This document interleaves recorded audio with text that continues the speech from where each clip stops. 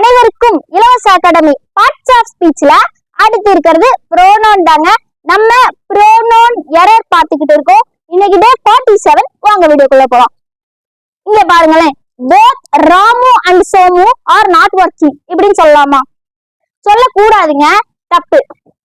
சரி, ரெண்டு பேருமே ஒர்க் பண்றாங்க அப்படின்றத both Ramu as well as Somu is ஒர்க்கிங்னு சொல்லலாமா? அதுவும் சொல்லக்கூடாதுங்க. சரி, ரெண்டு பேருமே ஒர்க் பண்ணாங்கன்றத both Ramu as well as Somu are ஒர்க்கிங்னு சொல்லலாமா? அதுவும் சொல்லக்கூடாதுங்க. சரி, ரெண்டு பேருமே வேலை செய்யலன்றத நான் எப்படிதாங்க சொல்றது அப்படின்னா, neither Ramu nor Somu is working அப்படின்னு தாங்க சொல்லணும். சரிங்களா?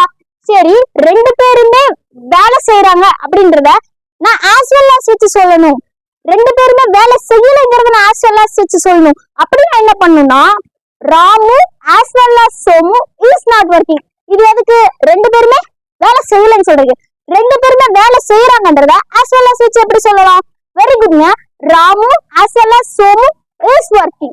சரி, ரெண்டு பேருமே ஒர்க் பண்றாங்க. இத நான் both வச்சு சொல்லணும். எப்படி சொல்லலாம்? Very good. ஏன்னா மிச்சம் இருக்கிறது தானே.